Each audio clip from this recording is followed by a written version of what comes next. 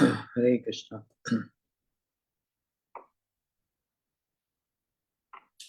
ओम अज्ञानतिमिरान्धस्य ज्ञानञ्जनशलाकया। मेरी आवाज आ रही है? चक्षुरुन्मिलितं येन तस्मै श्री गुरुवे नमः। गुरुवे गौरचन्द्राय राधिकायै कृष्णाय कृष्णभक्ताय तद्भक्ताय नमो नमः।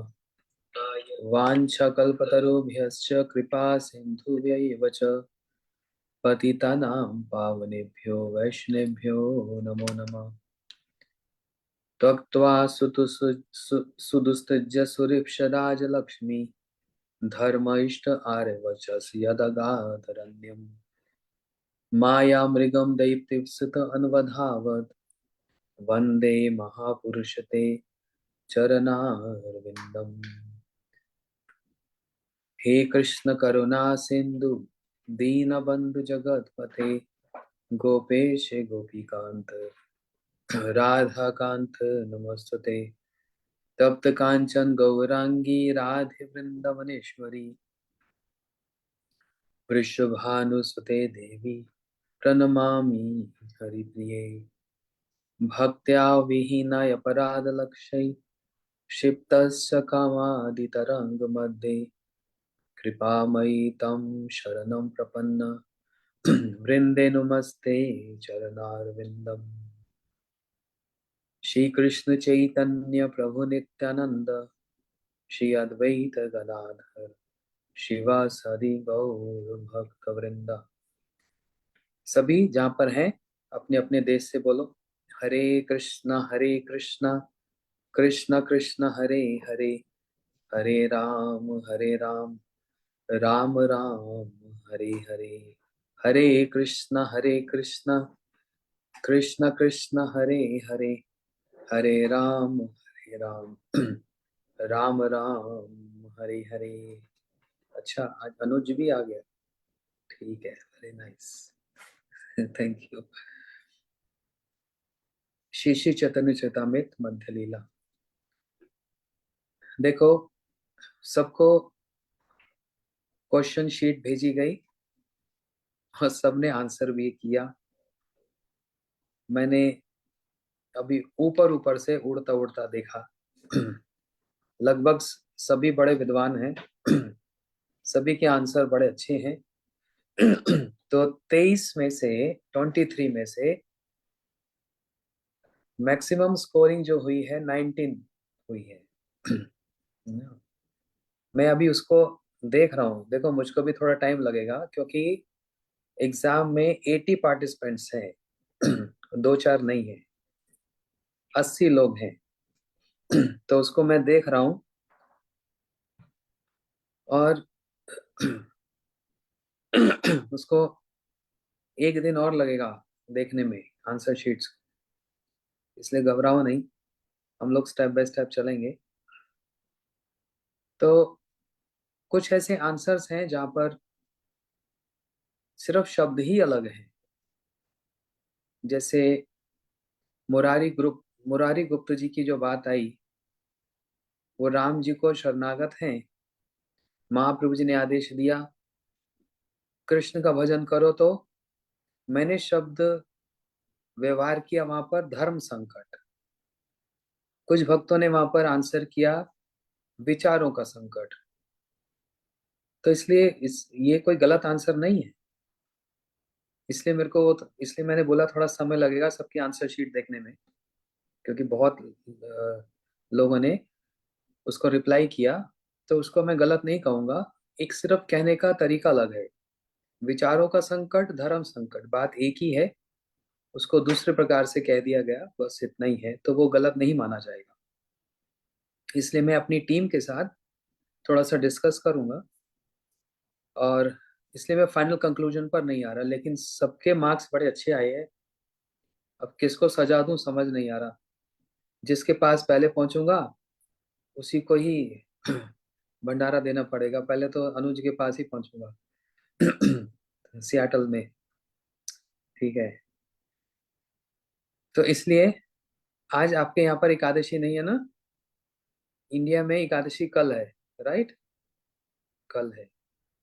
तो इसलिए फिर आज मैं भगवत गीता को नहीं लूंगा। हम चैतन्य चेतामृत को ही सुनेंगे। हमारे यहाँ पर एकादशी आज है, भगवत गीता का आज अ, प्राकट्य दिवस हम लोग इधर मना रहे हैं न्यूयॉर्क में। शायद सियाटल में भी आज ही है ना जी? हाँ। तो अमेरिका में आज मनाई जा रही है। भारत और कुछ अन्य देश हैं जहाँ पर कल होगी। और क्योंकि हमारा ये जो सेशन है ये मोस्टली भारतीयों पर, भारत प्रदेश, भारत देश की ओर है, तो इसलिए मैं आज गीता को नहीं लूंगा। गीता हम कल ले लेंगे। है ना। और फिर एग्जाम्स के लिए भी वो जो आंसर शीट है उसको मेरे को और थोड़ा सा भी देखना है। तो उसके लिए मैं समय चाहूंगा। लेकिन अच्छा है आप सब लोगों को स्क्रीन पर देख लिया, तो देखने से बड़ा आनंद लगता है। आप सब मुझको देख सकते हो लेकिन मैं नहीं देख पाता हूँ ना, तो इसलिए कुछ ज्यादा आनंद नहीं आता। और काश मैं आप सबको देख सकता तो बहुत अच्छा लगता है। वहाँ पर सारे भक्त लोग हैं। ललिता देवी है, सोनिया माता है, सुचित्रा है, रानू दीदी है हमारी, अशोक भी हैं, और वृंदा देवी दासी कुराली से, ये अनुज प्रभु आज दिखे हैं बड़े अच्छे से। तो तो सबको देखने से अच्छा लगता है। अच्छा, राधा दासी भी, इतने बड़े बड़े विद्वान जुड़ गए हैं, मेरे को तो अब नर्वसनेस हो रही है, कैसे बोलूं ये सब। और इतने विद्वानों में तमाल प्रभु है हमारे साथ, सब जानते हैं। खैर, अपनी बात पर आ जाते हैं। सारी बात की एक बात, सारे शास्त्रों का सार वह है चैतन्य चेतामृत। इनके जैसा कोई ग्रंथ नहीं। आप लोग मेरी बात को ध्यान से समझना। जो चैतन्य चेतामृत का नित्य पाठ करते हैं, जबकि ये बात भागवत जी के संबंध में कही है, नित्यम भागवतम सेवया, प्रत्येक दिन भागवत जी का अध्ययन करना चाहिए। परंतु हम जैसे जो साधक हैं, अभी जो साधन कर रहे हैं, और क्या एक मर्यादा को हमको पालन करना है अपने साधन में, कौन से विचारों को मन में रखना है, ये सारी बातें चैतन्य चेतामृत में महाप्रभु जी की लीला के माध्यम से, महाप्रभु जी की लीला के माध्यम से जिस प्रकार से वे साधन करके दिखला रहे हैं और मर्यादा का पूरा पालन करके दिखला रहे हैं, वैसा कृष्ण लीला में नहीं मिलेगा। कृष्ण लीला तो स्वयं भगवान की विलास लीला है। कृष्णस्तु भगवान स्वयं विलास लीला है, उसमें विलास है। परंतु प्रवेश तो कृष्ण लीला में ही करना है, लेकिन महाप्रभु के आचार और विचार के द्वारा। समझ आई बात? कैसे, हाँ, शयन करना है, कैसे भोजन करना है, एक एक विचार है। पूरा चैतन्य चेतामृत पढ़ो, तत्व सिद्धांत के साथ कितना विचार दिखलाया है यहाँ पर। और वो भी अगर हम किसी के अनुगत्य में अगर श्रवण करेंगे, सीखेंगे, तो उसमें से फिर और भी बहुत सारे विचार प्रकट होंगे। कभी कभी ऐसा होता है, स्वयं अध्ययन करने से वो एक बुक रीडिंग हो जाती है, लेकिन उसको यदि श्रवण किया जाता है तो उसका फिर और एक आनंद है।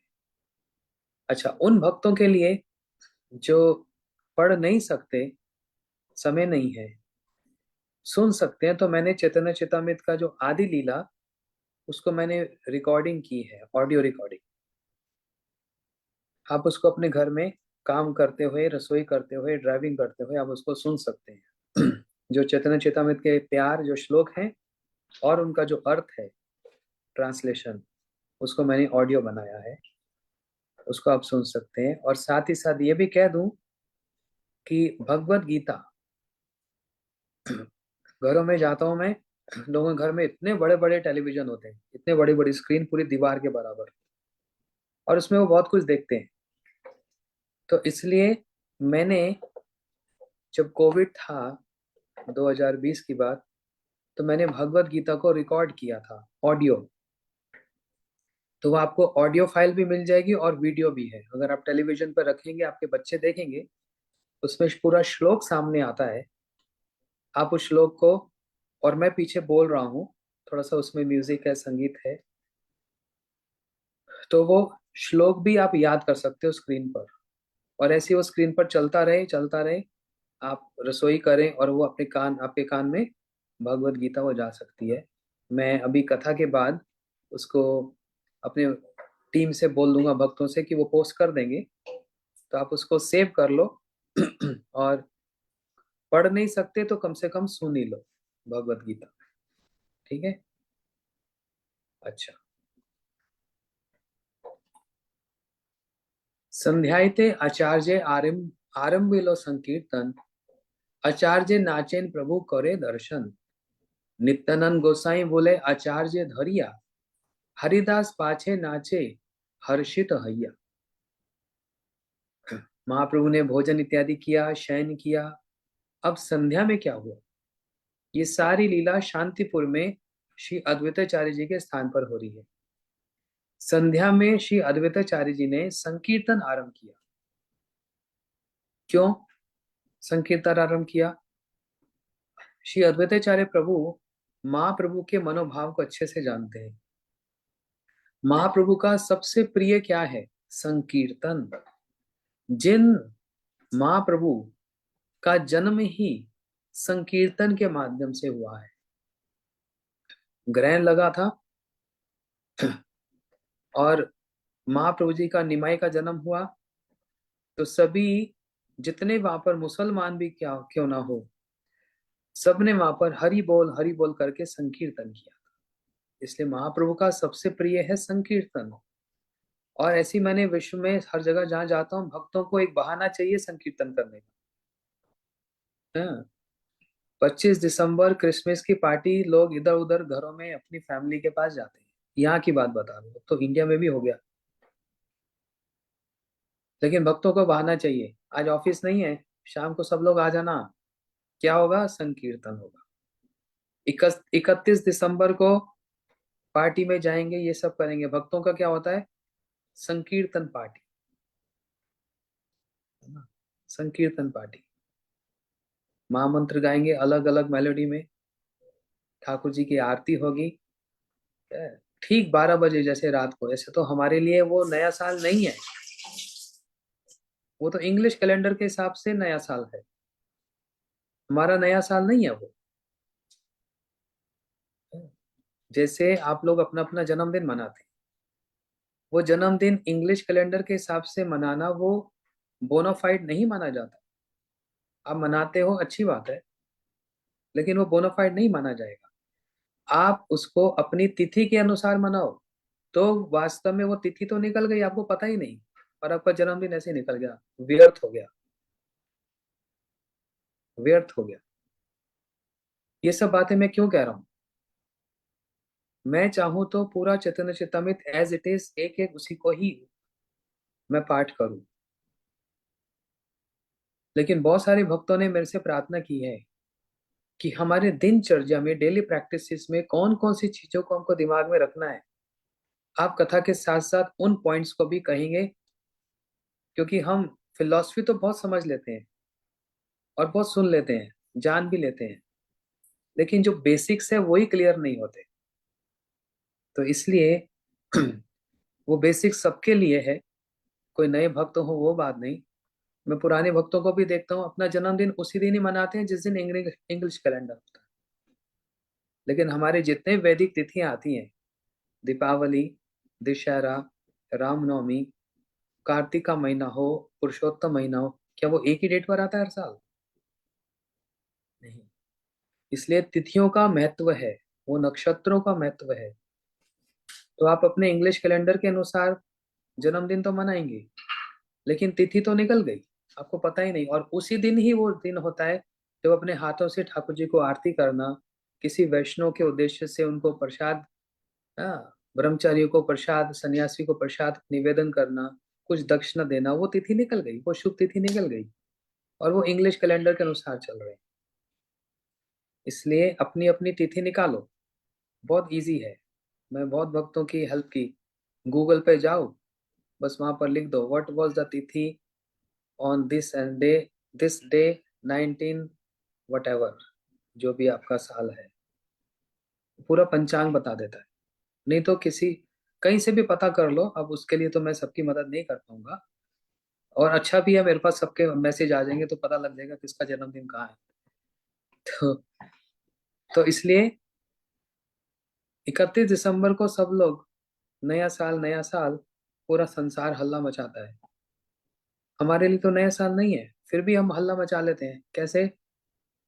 यही एक बहाना है, कृष्ण संकीर्तन के द्वारा। ठीक 12 बजे ठाकुर जी की आरती करते हैं, प्रणाम करते हैं और महाप्रसाद लेते हैं। चलो, एक बहाना ही सही, किसी एक बहाने से कृष्ण संकीर्तन। ये महाप्रभु को अत्यंत प्रिय है, जिनका जन्म ही कृष्ण संकीर्तन में है।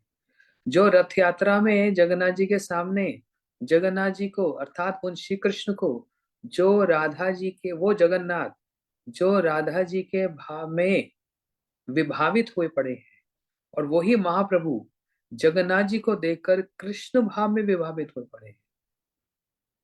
दोनों एक दूसरे को देख रहे हैं, लेकिन वो दोनों का जो कॉम्बिनेशन है वो किस प्रकार से हो रहा है? कृष्ण संकीर्तन के द्वारा। और यही महाप्रभु जी ने शिक्षा में भी कह दिया ना, परम विजयते श्री कृष्ण संकीर्तन। तो अद्वैताचार्य प्रभु यहाँ पर एक सिद्धांत क्या समझा हमने? अभी तक हम लोग जो सुनते आए, एक क्रम से, एक सीक्वेंस से, अद्वैताचार्य प्रभु कितने मर्यादा पूर्वक महाप्रभु जी को घर में निमंत्रण दिया, श्री कृष्ण को भोग लगाया तुलसी रखकर, वो प्रसाद महाप्रभु जी को नित्य प्रभु को खिलाया। फिर उनके बाद प्रसाद के उपरांत उनको मुख शुद्धि दी। अभी एक माता ने प्रश्न किया मेरी कल की कथा को सुनकर, कि कल हमने ये श्रवण किया श्री कृष्ण को तो पान, सुपारी, ये सब भोग लगता है, लेकिन ये सब महाप्रभु जी को भोग नहीं लगाया जाता। तो क्या महाप्रभु जी को मुख शुद्धि नहीं दी जाती? तांबूल नहीं दिया जाता? दिया जाता है, लेकिन दूसरी सामग्रियों के द्वारा। कैसी दूसरी सामग्री? जैसे सौंफ, इलायची, हाँ, ये सब तांबूल। लेकिन वो सुपारी और वो पान, वो सब महाप्रभु जी को निवेदन नहीं होता।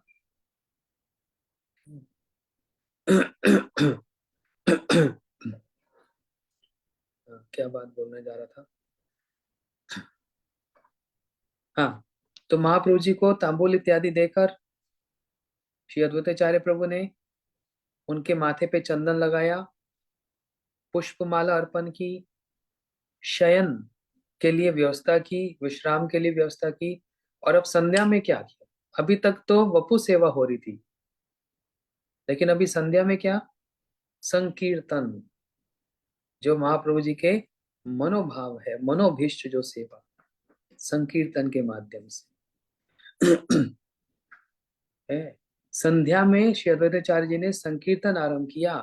श्री अद्वैताचार्य प्रेम आवेश में नाचने लगे और महाप्रभु उन्हें देख रहे थे। श्री नित्याम प्रभु श्री अद्वैताचार्य को पकड़कर उनके साथ चलने लगे। क्यों? क्यों उनके साथ चलने लगे? कहीं वो गिर ना जाए नाचते नाचते, इसलिए। और इसी बीच में श्री हरिदास ठाकुर जी भी परम आनंदित होकर उनके पीछे पीछे नृत्य करने लगे। कि कही पे रे सखी आजुक आनंद और, चिर दिने माधव मंदिर मोर, ए पद गवाइया हर्षे करेन नर्तन, स्वेद कंप पुल्क अश्रु हुंकार गर्जन। श्री अद्वैताचार्य प्रभु अब महाप्रभु के मनोभाव को बढ़ा रहे हैं। जैसे हमारे श्री गुरुदेव इस बात को कहते हैं कि गंभीर जगन्नाथपुरी में, गंभीरा में महाप्रभु के जो सेवक हैं श्री गोविंद प्रभु, वो महाप्रभु के सब प्रकार से सेवा करते हैं, एक सेवक की भांति, चरण सेवा करना, ये सब करना। लेकिन वहीं गंभीरा में दो विशेष व्यक्ति आकर महाप्रभु की विशेष सेवा करते हैं। एक सेवा है, एक विशेष सेवा है। क्या विशेष सेवा करते हैं? कौन से दो व्यक्ति? स्वरूप दामोदर और रामानंद राय जी। ये दोनों महाप्रभु के क्या चरण दबाते हैं? गुरु जी बात हमको कथा में सुनाते थे बात। क्या वे महाप्रभु के चरण दबाते हैं? नहीं। उनका सिर दबाते हैं? बोलते वो भी नहीं। उनके लिए रसोई बनाते हैं? वो भी नहीं। अच्छा, प्रसाद परोसते हैं? बोलते वो भी नहीं। तो फिर और कौन सी सेवा होती है? जो सेवा स्वरूप दामोदर रामानंद राय जी कर रहे हैं, सबसे श्रेष्ठ सेवा, जिस भाव में महाप्रभु जी विभावित हैं, जिस भाव को वो आस्वादन कर रहे हैं, ये दोनों व्यक्ति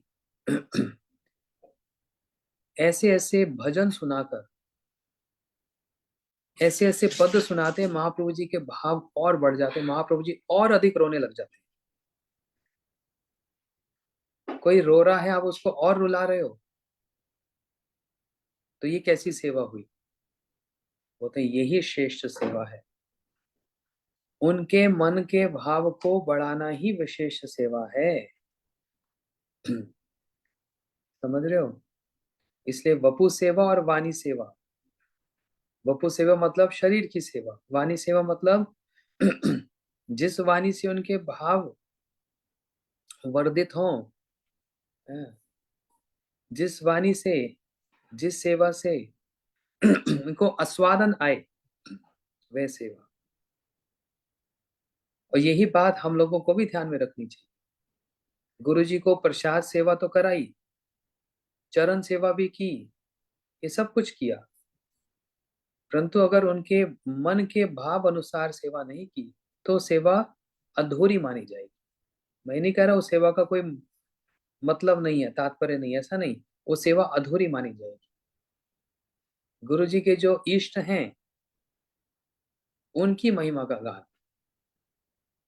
गुरु जी के जिस भाव में, जिस विचार में उनको संतुष्टि मिलती है, उन विचारों को उनके सामने प्रकट करना। इसलिए स्वरूप दामोदर गोस्वामी रामानंद राय जी, ये महाप्रभु तो पहले से रो रहे हैं, इनको और रुलाते हैं। तो एक तरफ गोविंद प्रभु सेवा कर रहे हैं, और दूसरी ओर स्वरूप दामोदर रामानंद राय जी भी सेवा कर रहे हैं। दोनों किसकी सेवा बड़ी है? सेवा तो सेवा है, लेकिन मनोभाव को बढ़ाने वाली सेवा, उसको विशेष सेवा का, विशेष सेवा का नाम दिया गया है। इसलिए अद्वैताचार्य प्रभु जी अब पद गा रहे हैं, जिससे महाप्रभु को आनंद और संतोष प्राप्त हो। उस पद का अर्थ क्या है? कि कहिबे रे सखी आजुक आनंद और, चिर दिन माधव मंदिर मोर। हे सखी, आज के मैं अपने आनंद की सीमा के विषय में क्या कहूं, आज मुझको इतना आनंद हो रहा है। सखी, यहाँ पर अद्वैताचार्य प्रभु महाप्रभु को सखी नहीं बोल रहे, किसी एक पदकर्ता जिन्होंने लिखा है, उसके एक विचार को प्रकट कर रहे हैं। हे सखी, आज मैं अपने आनंद की सीमा के विषय में क्या कहूं। चिरकाल के बाद आज माधव मेरे घर में आए हैं, वे कृष्ण मेरे घर में आए हैं। आज मेरे आनंद की क्या सीमा, मैं वर्णन नहीं कर सकती। इस पद को गाते हुए श्री अद्वैताचार्य प्रभु हर्ष से नृत्य करने लगे, और उनके शरीर में अब सारे विकार आने लग गए। पसीना, स्वेद, कंप, पुलक, अश्रु, हुंकार तथा गर्जन आदि सात्विक भाव उत्पन्न हो गए। यह है महाप्रभु की वास्तविक सेवा। हम इस सेवा तक अभी नहीं पहुंच पा रहे हैं। अभी हम लोग वपु सेवा में ही है ना, थोड़ा थोड़ा कभी प्रचार करते हैं, वाणी सेवा है, गुरुदेव की फिजिकल अर्थात उनके श्री अंग की सेवा करते हैं, लेकिन ये सर्वश्रेष्ठ सेवा, इसमें हमको अधिकार प्राप्त हो, ये हम गुरुदेव से प्रार्थना करते हैं। ये सर्वश्रेष्ठ सेवा है। पहले ये तो पता लगे हमारे गुरुदेव के मनोभाव क्या है, क्या सुनने में उनको आनंद आता है। पहले ये तो पता लगे महाप्रभु को सुनने में क्या आनंद आता है। वो समझने के लिए ही हम लोग ये चैतन्य चेतामृत का पाठ कर रहे हैं। तो देखो, आज का सूत्र, टेक अवे बोलते हैं ना, क्या लेकर जा रहे हैं साथ में, ये कितना एक एग्जाम्पलरी है, एक आदर्श है अद्वैताचार्य प्रभु इस लीला के माध्यम से दिखला रहे हैं। ये आप स्वयं पढ़ोगे ना, ये बात समझ नहीं आएगी। सीधा सीधा हम पढ़ते जाएंगे पढ़ते जाएंगे पढ़ते जाएंगे, लेकिन हमने क्या सुना 3-4 दिन से, कैसे श्री अद्वैताचार्य प्रभु महाप्रभु की पहले श्री अंग की सेवा की और अब उनके मनोभाव की सेवा कर रहे हैं, उनके मन के विचार को वर्धित कर रहे हैं। संकीर्तन किया, और फिर संकीर्तन में भी ऐसे ऐसे पद गा रहे हैं जिससे महाप्रभु को आनंद आए। ये पद किसने लिखा? विद्यापति। तो चंडीदास, विद्यापति और जयदेव गोस्वामी, ये महाप्रभु जी से भी बहुत पहले के पदकर्ता हुए हैं, जिन्होंने पद लिखे, जैसे साधारण भाषा में कहते हैं कवि होते हैं, जैसे श्री जयदेव गोस्वामी जिन्होंने गीत गोविंद को लिखा, ऐसे चंडीदास, विद्यापति, इन्होंने भी मधुर रस की, श्री राधा कृष्ण की सुंदर सुंदर लीलाओं को वर्णन किया है। तो इसलिए महाप्रभु इनके पद सुनकर इनको बड़ा हर्ष और आनंद होता है। अद्वैताचार्य प्रभु ने इसी का ही अवसर प्राप्त करके, अपॉर्चुनिटी लेकर जब किया, तो उनके शरीर में क्या होने लगा? स्वेद, कंप, पुलक, अश्रु, हुंकार और गर्जन, ये सात्विक भाव। 8 सात्विक भाव होते हैं, अष्ट सात्विक भाव है। और उसका आरंभ ही कहाँ से होता है? अश्रु से, कंप से, ये सीक्वेंस। हालांकि उसका कोई सीक्वेंस नहीं है, लेकिन सबसे पहले प्राय देखा जाता है अश्रुपात होते हैं, पहले अश्रु ही आते हैं। और फिर अष्ट सात्विक भाव जो 8वां है, सर्वश्रेष्ठ, वह है मूर्छा। मूर्छा की प्राप्ति हो जाती है। तो इन अष्ट सात्विक भावों में जब पसीना भी छूटता है ना, वो पसीना ऐसे नहीं, गर्मी में बाहर गए पसीना छूट गया, कुछ मिर्ची खा ली पसीना छूट गया, ये अष्ट सात्विक भाव वाला पसीना है, श्वेत।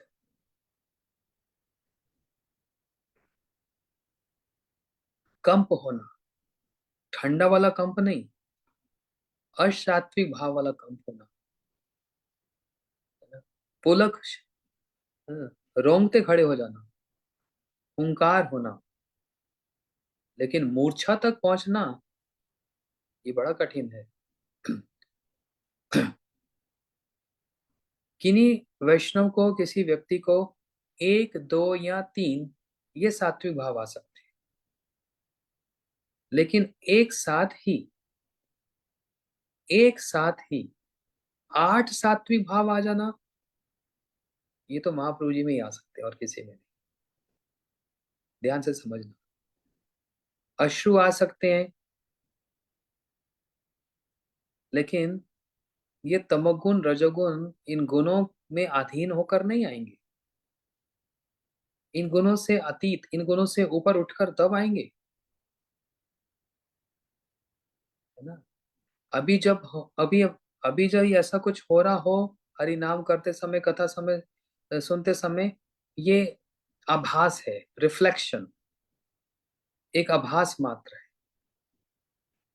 क्योंकि शुद्ध अवस्था में ही ये असात्विक भाव आते हैं, बद्ध अवस्था में नहीं आते। इसी सात्विक भाव के लिए भक्त प्रार्थना करता है। ये भजन सारे पूरे विश्व में फेमस है। गौरंग बोलीते हवे पुलक शरीरा, हरि हरि बोलीते न याने बेनीरा। आर कबे निताई चंदे करुणा हईबे, संसार वसना मोरा कबे तू चाहवे। गौरंग बोलिते हबे पुलक अश्रु, कब मैं गौरंग कहूंगा और पुलक होगा, कंप होगा, अश्रु निकलेंगे। इसके लिए प्रार्थना की जा रही है। समझ लो, ये एक लेवल है, ये एक स्तर है। ऐसे इसके और भी लेवल्स हैं। और क्या लेवल है? महाप्रभु जी के अंदर एक साथ ही अष्टात्विक भाव, 8 के 8 एक साथ ही, या तो राधा जी में या फिर महाप्रभु में, या विशेष विशेष किसी में। लेकिन जब महाप्रभु जी गंभीरा के सारे द्वारों को, के तालों को खोलकर, 3 कपाट प्रभु जाई न बाहिरे, कबू सिंह द्वार पड़े कबू सिंधु तीरे, 3 दरवाजों को खोलकर महाप्रभु जी कभी तो समुद्र में छलांग लगा लेते हैं, और कभी सिंह द्वार, श्री जगन्नाथपुरी के, श्री जगन्नाथ मंदिर के जो सिंह द्वार, उसके आगे महाप्रभु जी पड़े हुए मिलते हैं। और ऐसे करते करते महाप्रभु जी मंदिर के अंदर वाले प्रकोष्ठ में हाँ कृष्ण करके धड़ाम करके मूर्छित होकर गिर पड़ते। आप कहेंगे बेहोश हो गए, इसका मतलब कोई परेशानी है, कोई पीड़ा है। यहाँ पर रोंगटे खड़े हो जाना, अश्रु निकलना, हंसना, गर्जना करना, नृत्य करना, मूर्छे हो जाना, ये किसी अभाव का प्रतीक नहीं है, ये किसी दुख का प्रतीक नहीं है, प्रतीक नहीं है। ये परम एक आनंद का प्रतीक है, परम उल्लास, परम आनंद, जहां पर विरह है और उस विरह में पूर्ण मिलन की प्राप्ति। कृष्ण का विरह है, ध्यान से समझो, उस विरह में पूर्ण मिलन की प्राप्ति हो रही है। और यही देखकर पुजारी जब सुबह जगन्नाथ जी के कपाटों को खोला, इतना बड़ा ताला होता है, कभी देखो सुबह मंगल आरती में जगन्नाथपुरी में इतना बड़ा ताला होता है, उसको पुजारी, 2-3 पुजारी आकर खोलते हैं। जब दरवाजा खोला तो देखा एक कोई व्यक्ति अंदर, महाप्रभु जी मतलब जगन्नाथ जी के सामने कोई गिरे पड़े हैं। सोचा कोई चोर होगा, जरूर कोई अलंकार चोरी करने आया होगा। तो जैसे मारने लगे महाप्रभु को, पुजारी सार्वभौम भट्टाचार्य जी ने कहा नहीं, निषेध कर दिया, रुक जाओ। अब सार्वभौम भट्टाचार्य जी तो साधारण नहीं है, बहुत ज्ञान है इनको, बहुत विचार है इनके पास। इन्होंने जब देखा महाप्रभु की परीक्षा ली, परीक्षण किया, देखा ये तो कोई साधारण नहीं है, एक साथ ही अष्टात्विक भाव। यही सार्वभौम भट्टाचार्य जी देखकर उनका, हिल गए वो देखकर, ये कैसे संभव है? एक किसी इस व्यक्ति में पूरे के पूरे अष्टात्विक भाव आ गए, आठों के आठों भाव आ गए एक साथ, मूर्छित हो पड़े हैं। ये कोई साधारण नहीं है, इसलिए कह दिया पुजारियों को, नहीं, कोई प्रहार नहीं करना, इनको उठाकर मेरे घर में, मेरे कक्ष में ले आओ। तब महाप्रभु जी को सार्वभौम भट्टाचार्य जी के घर में लाया गया। तो किस बात से सार्वभौम भट्टाचार्य जैसे विद्वान जो है वो आकर्षित हुए कि किसी इन्हीं एक व्यक्ति में एक साथ ये अष्टात्विक भाव कैसे आ गए, ये कौन है? दूसरी ओर ये एक लेवल है, देखा, मैं अब बतला रहा हूँ कितने अलग अलग इसके स्तर हैं। एक स्तर तो कि हम साधक होकर प्रार्थना करते हैं, गौरांग बोली थी हमें, और कभी आंखों से हमारे अश्रु आएंगे, कभी कभी मंदिर में जाते हैं, होता होगा आप लोग वृंदावन जाते हैं, निश्चित बहुत लोगों के साथ ऐसा होता है, सामने ठाकुर जी का दर्शन कर रहे हैं और पता नहीं अचानक क्या होता है, आंखों से अपने आंसू आने लग जाते हैं, और या फिर एक भावना, एक इमोशन, एक फीलिंग आने लग जाती है, हृदय पिघलने लगता है अपने आप ही। अभी मान मत कर लेना कि मेरे अंदर असात्विक भाव आ गया, और जाकर अपने फ्रेंड्स को मैसेज कर दिया, देखो आज मैं दर्शन करने गई थी, सच में मेरे अंदर असात्विक भाव आने लगे, मुझे लगता है मैं कुछ बड़ी हो गई हूँ कुछ भक्ति वक्ति में। साधन में बड़ी हो गई। हाँ, मैंने चैतन्य चेतामृत का पाठ सुन लिया था ना, शायद इस कारण से। ये मनगढ़ंत बात में मत जाना। तो इसका कारण क्या हुआ फिर? मैं दर्शन कर रही थी, कर रहा था, और मेरे अंदर ये भाव आए होते उसी समय उस मंदिर में कोई एक शुद्ध भक्त जिनके अंदर ये सात्विक भाव हैं, वो शिव विग्रह का दर्शन कर रहे हैं, जो हमको नहीं पता कौन है। वो निश्चित रूप से उन शिव विग्रह का दर्शन हो रहा है उन एक शुद्ध भक्त के द्वारा, और हम भी उन विग्रह को देख रहे हैं। तो उनके देखने से और हमारे देखने से उनके जो भाव वहां पर ट्रांसफर हो रहे हैं, जो भाव से वो दर्शन कर रहे हैं वो हमारे अंदर ट्रांसफर हो रहे हैं उनकी रिफ्लेक्शन से। ये शास्त्रों का विचार है, मैं अपनी बात नहीं बोल रहा, विष्णु चक्र ठाकुर जी बता रहे हैं इस बात को। उनके ऐसे शुद्ध निर्मल पवित्र दर्शन के द्वारा वो अपने भावों को जो प्रकट कर रहे हैं, उसी का ही एक रिफ्लेक्शन हम जैसे लोगों पर आ जाता है, और हमारे अंदर थोड़ी देर के लिए, क्षण भर के लिए है, वो भाव आता है। आंखों में दो चार पांच आंसू आ जाते हैं, कभी थोड़े से रोंगटे खड़े हो जाते हैं, लेकिन बेहोश तो कोई नहीं होता, मूर्छा तो नहीं आती, बस क्षण भर के लिए। और जैसे ही हमने वहां से विग्रह से मुंह मोड़ लिया, थोड़ा इधर देख लिया उधर देख लिया, या फिर वो भक्त वहां से कहीं चले गए, तुरंत वो भावना समाप्त हो जाएगी।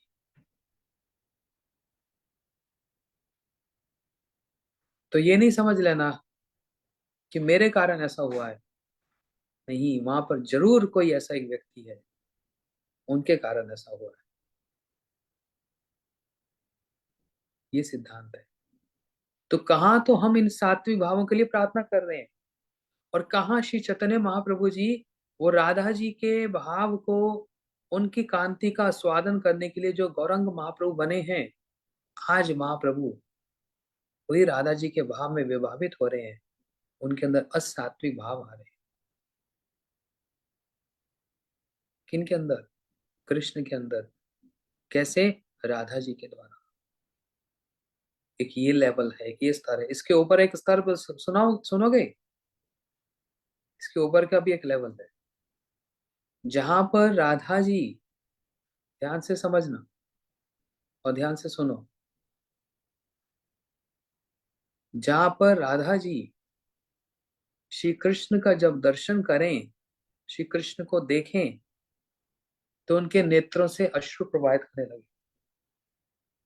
और ये असात्विक भाव है कि नहीं है?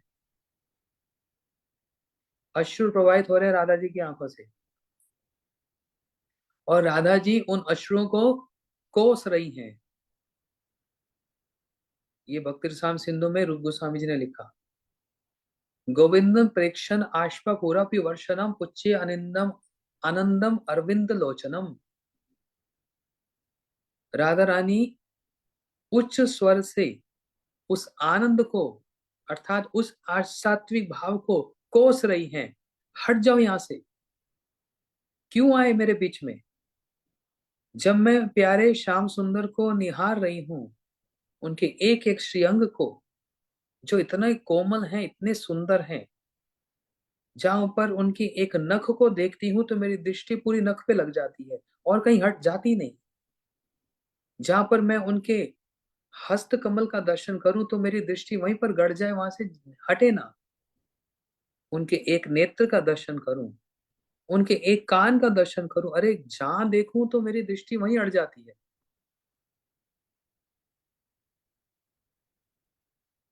एक तो मैं वैसे ही श्री कृष्ण के पूर्ण रूप का दर्शन नहीं कर पा रही, ऊपर से ये मूर्ख विधाता, इसने कैसे ये शरीर बनाया? राधा रानी गाली दे रही है, इतने बड़े शरीर में दो छोटी छोटी आंखें दे दी, और उस पर भी पलक लगा दी।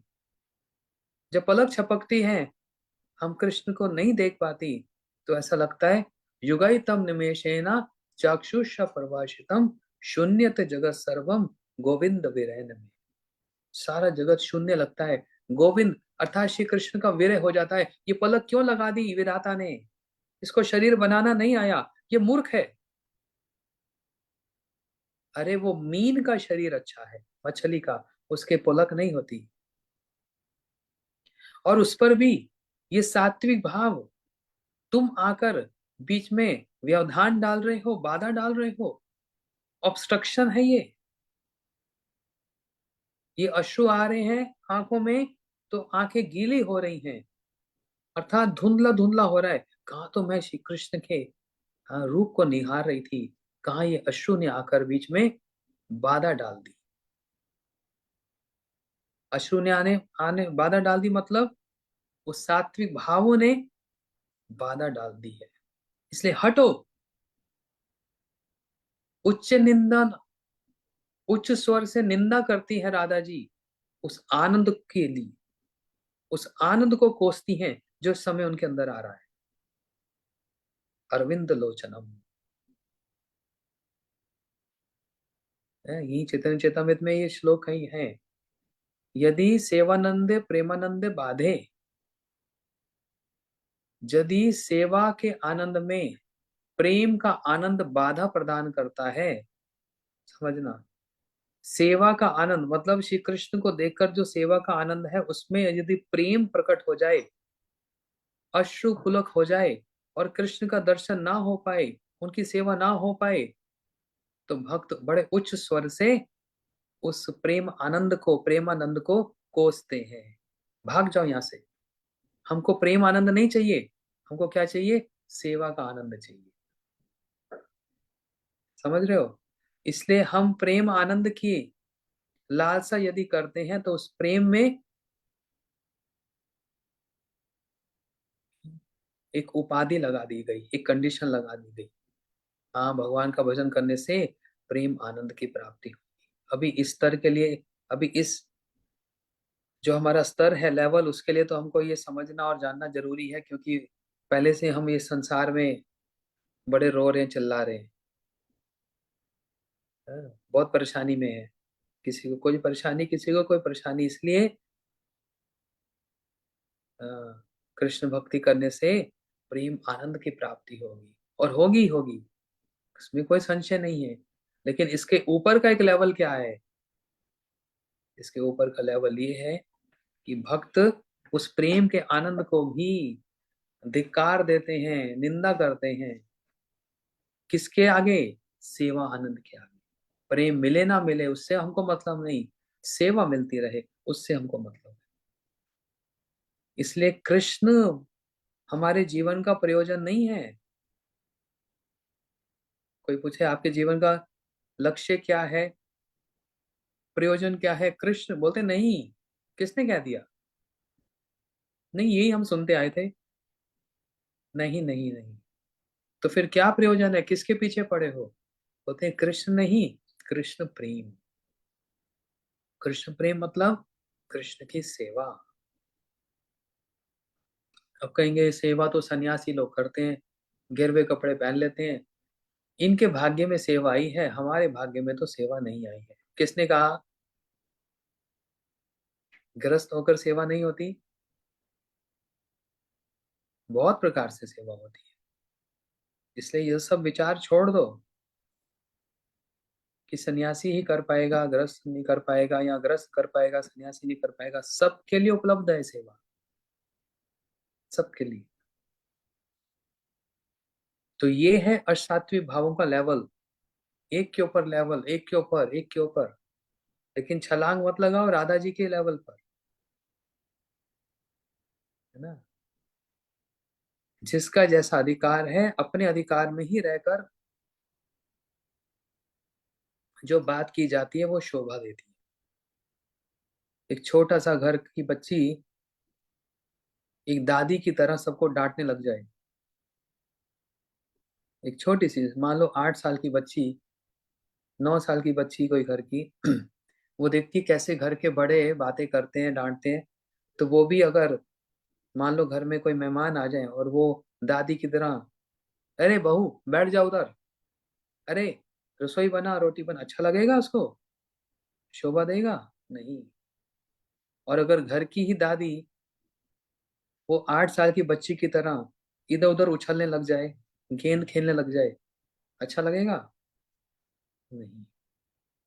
इसलिए स्व स्व अधिकार, अपने अपने अधिकार के अनुसार ही वो बात और वो आचरण अच्छा लगता है। अधिकार से बाहर जाकर बात करना, वो भक्त लोग उसको फिर समझ लेते हैं और कहते हैं, अरे देखो अपने अधिकार से बाहर जाकर बात कर रहा है, कितना मूर्ख है ये। इसलिए ये स्तर हैं असात्विक भाव के। राधा जी का स्तर बहुत ऊंचा स्तर है। हम उस स्तर की, उस लेवल की, उन राधा जी के उस भावनाओं की हम प्रणाम करते हैं। लेकिन हम उनकी तरह ऐसा करेंगे, वो नहीं। मैं इसलिए कह रहा हूँ, कुछ लोग सुनकर ऐसा करने लग जाते हैं। बड़े वैरायटी के लोग हैं भैया। जैसे 84 लाख योनियां है ना, ऐसे 84 करोड़ भक्तों की भी वैरायटियां हैं।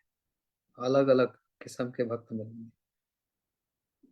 ये सुनकर वो भक्त भी कभी माला करते करते आंखों में आंसू आ जाएंगे ना, तो फिर देखना जोर से बोलेगा, अरे आंसू भाग जा, भाग जा यहाँ से, तुम क्यों आए, मैं तो सेवा कर रही ठाकुर जी को निहारी रही। ऐसे ऐसे पागल मिलते हैं। मैं कहा राधा जी की बात कर रहा हूँ, कितनी ऊंची बात है। तुम्हारे एक दिन कभी आंखों में आंसू आ गया, तुम आंसू को भगाओगी, तो ये तो क्या है, अपने अधिकार से बाहर जाकर बात करने वाली बात है। इसलिए अपने अधिकार में शोभा देता है। तो ये जो पद अद्वैताचार्य प्रभु ने गाया, ये पद विद्यापति जी का है कि कहिबो रे सखी आजुक आनंद और चिर दिन माधव मंदिर मोर पाप सुदाकार जत सुख देला प्रिय मुख दर्शने तत सुख भेला आचार भरिया यदि महानिधि पाई तब हम पिया दुर्देश नहीं पठाई शीतेर ओडेनी पिया गिरिधर वा वरिषा छत्र पिया दरिया ना। ये पूरा एक पद है। अर्थ क्या है? हे सखी, क्या बताऊं, आज मेरे आनंद की कोई सीमा नहीं है। बड़े दिनों के बाद माधव आज मेरे घर आए हैं। रात्रि में चंद्रमा जैसे सुख प्रदान करता है, माधव के मुख के दर्शन करके मैं वैसे ही सुखी हुई हूँ। आंचल भर के भी यदि महानिधि कोई दे, तो भी मैं उसे छोड़कर अपने प्रियतम को अपने पास ही रखना चाहूंगी। उन्हें दूर देश नहीं भेजूंगी। प्रियतम का संग शीतकाल में ओढ़नी के समान और ग्रीष्म काल में और वर्षा काल में छाते के समान सुखदायक होता है। हे सखी, विद्यापति कहते हैं कि सज्जनों के दुख दिन दिन दो चार ही होते हैं, एक ना एक दिन उन्हें अपने प्रियतम मिल ही जाते हैं। ये ऐसे भाव हैं। सखी कह रही हैं और महाप्रभु जी इसको आस्वादन कर रहे हैं। कह रहे हैं, आंचल भर के भी यदि महानिधि कोई दे, तो भी मैं उसे छोड़कर अपने प्रियतम को अपने पास ही रखना चाहूंगी। उन्हें कभी दूर देश नहीं भेजूंगी। ये कब कोई कह सकता है? जहां पर अथाह प्रेम हो, वही ये बात को कहा जा कह सकता है। अन्यथा ये तो क्या बोलते हैं, लिप सर्विस, सिर्फ मुख से कहने वाली बात है। लिप सर्विस, मुख से कहो बस। प्रियतम का संग, अपने प्रिय व्यक्ति का संग कैसा है? बोलते हैं शीत काल में ओढ़नी के समान। ठंडे में सब कपड़े ओढ़ लेते हैं, उससे क्या होता है? सुख मिलता है। तो शीत काल में ओढ़नी के समान और ग्रीष्म और वर्षा काल में छाता जैसे सुख देता है। गर्मी में धूप हो रही हो, छाता खोल लो, तो उसमें क्या होता है? सुख प्राप्त होता है। ऐसे मेरे प्रियतम का जो संग, जिससे मैं प्रेम करती हूँ, उसके संग से मेरे को ये सब सुख प्राप्त हो रहा है। इसलिए सज्जनों के दुख दिन दो चार ही होते हैं। प्रियतम का जो विछोह है, जो विरह है, वह दुख दो चार दिन का ही है। वास्तव में उनको प्रियतम मिल ही जाते हैं।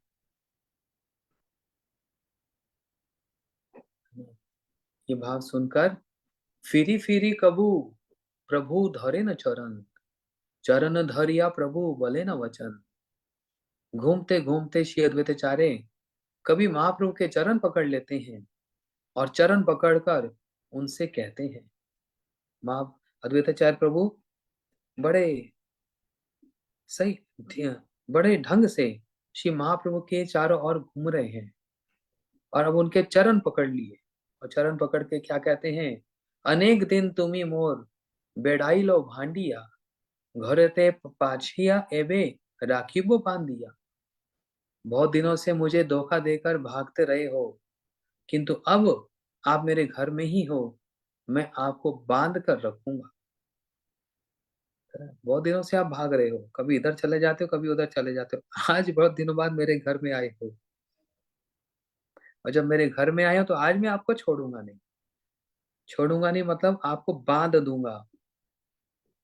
अरे भैया बांध दूंगा मतलब कौन सी रस्सी है जिससे तुम बांधोगे? कौन सी रस्सी है?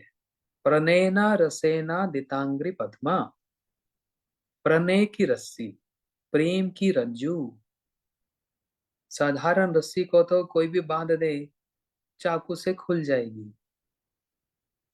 बड़ी बड़ी लोहे की जंजीरों को भी कैदी तोड़कर जैसे तैसे भी भाग जाता है, लेकिन एक ऐसी रस्सी है, एक ऐसी रज्जू है ना, जिसको जो दिख नहीं रही है लेकिन उसके अंदर बड़ा गाढ़ा बंध जाता है व्यक्ति। अच्छा, हमें हमें पता कौन सी भाषा समझ आती है? हमें इस संसार की भाषा अच्छी समझ आती है, उससे बात अच्छी से समझ आ जाएगी। एक कोई पढ़ने वाला राधिका है, पढ़ रही है। और यहाँ बहुत सारी राधिका है, उसको कोई सोचेगा कौन सी राधिका की बात कर रहे हैं। चलो ठीक है, कोई भी बच्चा बच्ची पढ़ रहे हैं तो उनको भी एक रस्सी ने बांध रखा है। पता है कौन सी रस्सी ने बांध रखा है? अपने स्वप्न को साकार करने की रस्सी ने बांध रखा है। मेरा ये स्वप्न पूरा हो जाए, ये एक रस्सी है, ये एक रज्जू है, और उसी के लिए वो प्रयास करता रहता है, करती रहती है। मेरे को ये बनना है, मेरे को ये बनना है, दिन रात ट्यूशन भी जाएगी, वहां पर भी स्कूल कॉलेज में भी लेक्चर अटेंड करेगी, एग्जाम भी देगी, सब कुछ करेगी। क्यों? ऐसी एक रस्सी ने बांध दिया उसको कि मेरे को ये करियर करना ही है। दूसरी रस्सी कैसी? घरों में सबको अपने बच्चों से ममता स्नेह होता है कि नहीं होता? कैसी रस्सी है? आपको बांधने की जरूरत नहीं पड़ती, आप स्वयं ही बंध गए। हम स्वयं ही बंध गए उस रस्सी से। कोई मुझसे पूछे कोई मेरे से पूछे आपको कौन सी रस्सी बांधेगी? हाँ। सबकी रस्सी अलग अलग है ना। हमारी तो एक ही रस्सी है भैया, एक माइक दे दो, सामने को श्रोता बिठा दो, इस रस्सी ने हमको बांध दिया। कथा बोलने को मिल जाए और समय की सीमा ना हो। ये नहीं हो रात को 10:30 बज गए, अब सोना है, भक्तों की चिंता करनी पड़े। तो ये वाली रस्सी, तो एक उदाहरण दिया, प्रणय न रसेना, प्रणय की जो रस्सी होती है ना, पति पत्नी की, पत्नी पति की, है ऐसे जो भी संबंध है प्रेम वाले, जहां पर वहां पर किसी एक रस्सी की आवश्यकता नहीं पड़ती। वहां पर सबसे बड़ी रज्जू क्या है? प्रणय, प्रेम। उसी के अधीन होकर व्यक्ति सारे कार्य करता है। श्रील भक्ति विज्ञान भारती गोसाई महाराज जी को उदाहरण देते थे, बोलते हैं कितने घरों में ऐसा होता है, घर में कमाने वाला पिता, बाकी सब तो घर में पत्नी है, गृहिणी है, वो घर में बच्चों को देखती है, बच्चे स्कूल जाते हैं तो वो भी अपना एक बहुत बड़ा काम है। वो पति, हम देखते थे मथुरा में मथुरा से दिल्ली 3 घंटे लगते हैं ट्रेन में, काम करने जाता है। ऑफिस का टाइम है सुबह 9 से 5 बजे। अब घर से वहाँ मथुरा से ट्रेन चलती है सुबह 5 बजे और दिल्ली पहुंच जाती है ठीक 8:30 बजे, तो ऑफिस 9 बजे तक पहुंच जाता है। 5 बजे तो ट्रेन पकड़ी, लेकिन उससे पहले घर में स्नान करेगा, कपड़े पहनेगा, तैयार होगा, कुछ पैकिंग करेगा अपना लंच, तो मान लो 3:30 4 बजे उठ गया होगा। जब 5 बजे जाता है अपने बच्चों को सोया हुआ देखता है बेड पे, क्योंकि बच्चों को तो स्कूल जाना हो तो बाद में उठेंगे। जब लौट कर आता है वो ट्रेन, वापस लौटकर 9 बजे तक ट्रेन स्टेशन पर आ जाती है, घर पहुंचते पहुंचते 9:30 9:45। जब घर पहुंचता है रात को तो देखता है बच्चे फिर सो गए क्योंकि थक गए हैं। बस दरवाजा खोलता है कक्ष में, बच्चों को सोया हुआ देखता है। जब सुबह जाता है तो सो रहे हैं, संध्या में आता है तो सो रहे हैं। तब भी वो काम करेगा कि नहीं करेगा? बच्चों के साथ दो बात करने का भी समय नहीं है। कौन सी रज्जू ने बांध लिया? बच्चों के प्रणय ने, बच्चों के प्रेम ने ऐसा बांध लिया। फिर संडे को, रविवार को बच्चों के साथ समय निकाल बातचीत करने का, खेलने का मिल जाता है, लेकिन पूरा सप्ताह 6 दिन काम करते हैं, मंडे टू सैटरडे। ऐसी कौन सी रस्सी है, कौन सी ऐसी बाध्यता है, कौन सी ऐसी चीज है जिसने बांध लिया? घर की, बच्चों की रज्जू ने, रस्सी ने, प्रेम की रस्सी। तो ये ऐसी रज्जू है जो दिखती नहीं लेकिन बंध जाते हैं। तो ये संसार की रज्जू। ऐसे ही कृष्ण को बांधने के लिए भी कोई एक निर्जीव रस्सू की और रज्जू की आवश्यकता नहीं पड़ती। यशोदा मैया ने तो रज्जू से कृष्ण को बांध लिया, जो कि जरूरी था, क्योंकि कन्हैया भागने की सोच रहे थे, इसलिए उनका नाम पड़ गया दामोदर। लेकिन राधा रानी ने भी कृष्ण को बांधा, इसलिए उनका नाम पड़ गया दामोदर। राधा रानी ने कौन सी इतनी मोटी भारी रस्सी से कृष्ण को बांधा था? एक फूल की माला ली थी, फूलों की माला, जिसके अंदर एक छोटा सा पतला सा एक धागा होता है पिरोया हुआ। उस फूलों की माला से कृष्ण को बांध दिया और कह दिया खोल कर दिखाओ इसको, इसको खोल कर दिखाओ तो मानो। जो सब कुछ कर सकते हैं, कर्तम अकर्तम अन्यथा कर्तम, जो हमारे जन्म मृत्यु की रस्सी को खोल सकते हैं, जो सबके अनर्थों की रस्सी को खोल सकते हैं, सबके संस्कारों की रस्सी को खोल सकते हैं, वो आज स्वयं ही इतनी पतली रस्सी से, फूलों की रस्सी से बंध गए, एक चरण भी आगे नहीं बढ़ा पा रहे, बंध गए वहां पर।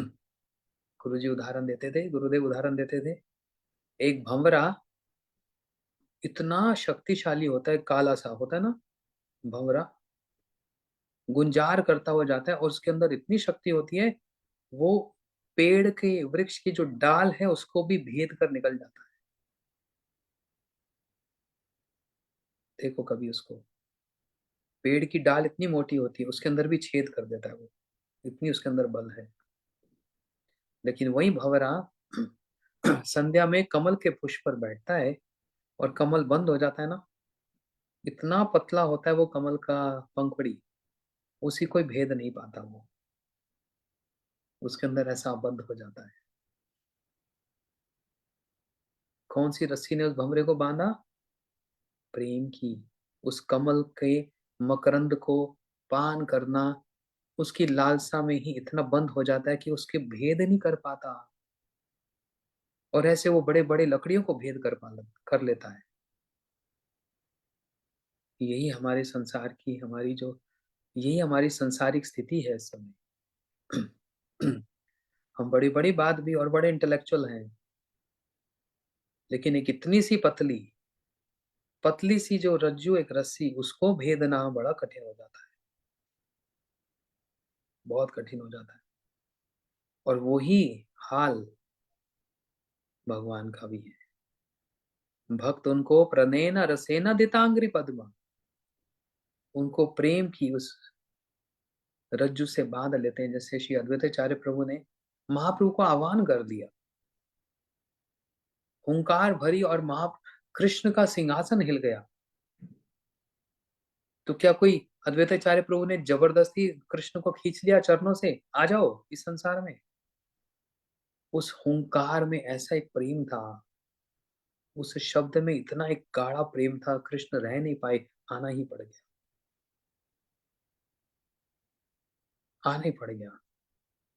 इसलिए वह श्री अद्वैताचार्य प्रभु महाप्रभु के चरण पकड़ लेते और चरण पकड़ उनसे कहते, बहुत दिनों से मुझे धोखा देते भागते रहे हो, किंतु अब आप मेरे घर में हो, मैं आपको बांध कर रखूंगा। महाप्रभु को कौन बांध सकता है? स्वतंत्र हैं, पर स्वतंत्र स्वतंत्र ईश्वर हैं, लेकिन ये भक्त महाप्रभु को बांध लेते हैं। अद्वैताचार्य के प्रेम ने, अद्वैताचार्य जी के उस भावना ने महाप्रभु को बांध लिया। ये कहकर श्री अद्वैताचार्य ने आनंद पूर्वक नित्य करते हुए उस रात एक प्रहर प्रहर तक संकीर्तन किया।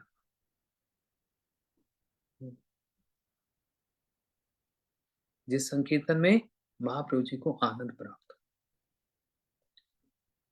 इसलिए हमको भी रस्सी के बारे में, इस रज्जू के बारे में जानकारी हो, हम लोग भी बंध जाते हैं बहुत जल्दी, और बंधे हुए हैं। और भी ऐसी ऐसी रस्सियां हैं जिसे हम बंधने के लिए तैयार हो जाते हैं। प्रयास करें ये बंधन खुले। भिद्येति हृदय ग्रंथि छिन्देति सर्व संशय। ये बंधन कैसा है? ग्रंथियां अलग अलग, अनेक लोकेर वांछा अनेक प्रकार। भक्ति ठाकुर जी कह रहे हैं अनेक लोगों की इच्छा अनेक प्रकार की है। ये सारी इच्छाएं करोड़ीभूत होकर इन पैरेलल टू, जो ऑल पहले से ही हमारी भोग की जो इच्छाएं हैं, उसके साथ साथ हमारी कुछ आध्यात्मिक इच्छाएं भी हैं। भगवान उस भोग इच्छाओं को आप न्यून कर दो, कम कर दो, और आध्यात्मिक इच्छाओं को आप हमारी बढ़ा दो, तभी तो बात बनेगी। क्योंकि इच्छाएं तो समाप्त होंगी नहीं, उसका रूप, उसका शेप बदल जाए। उन समस्त इच्छाओं में हमारे अंदर ये इच्छा प्रबल कर दो कि मैं कभी भी साधु संग से वंचित ना हो जाऊं, और मैं प्रत्येक दिन हरि कथा श्रवण करूं। है ना? ये इच्छा हमको अपने हृदय में घर कर लेनी है। और हम भी चाहते हैं हम भी इस रज्जू से बंध जाएं। और रज्जु तो हैं, लेकिन आध्यात्मिक ही प्रेम रज्जु बंध से भी हम बंध जाएं, जिससे दूसरी रज्जुएं भी समाप्त हो जाए। गौर प्रेमानंदे हरि हरि बोल। श्री सचिनंदन गौर हरि की जय। श्री अद्वैताचार्य प्रभु की जय। श्री चैतन्य चैतामृत की जय। श्री कृष्णदास कविराज गोस्वामी जी की जय। आप लोग सभी जो भारत में हैं, आप सभी को पहले से ही गीता जयंती की शुभकामनाएं। और हमारा तो अभी आधा दिन बीत चुका जिस देश में मैं हूँ, मगर आपका तो दिन आरंभ होने जाएगा कल सुबह। प्रयास कीजिए, ये एकादशी इतनी शुभ एकादशी, उसमें व्रत इत्यादि तो होगा। प्रयास करो गीता के कुछ मुख्य मुख्य श्लोकों को पाठ करो, गीता के कोई अध्याय को, भक्ति योग ये सब अध्ययन पाठ करिए, आप कीजिए। और जैसे पहले बताया था, मैंने भगवत गीता जो ऑडियो बनाई, वो वीडियो भी है, स्क्रीन पर उसको देख सकते हैं। फुल वॉल्यूम कर देना, घर में पूरा चले, बच्चे भी सुने। उसके अर्थ को भी सुनना। और अगर टीवी में नहीं तो अपने फोन इत्यादि पर भी आप ऑडियो के रूप में उसको सुन सकते हैं। अभी इस कथा के उपरांत तुरंत ही मैं भक्तों से कहता हूँ, अपनी टीम से, वो ये ग्रुप में डाल दें। फेसबुक पे भी डाल दें, इस ग्रुप में डाल दें, जिससे आप उसको सुन सकेंगे, श्री भगवद गीता को। हरे कृष्णा कृष्ण कृष्ण हरे हरे, हरे राम राम राम हरे हरे।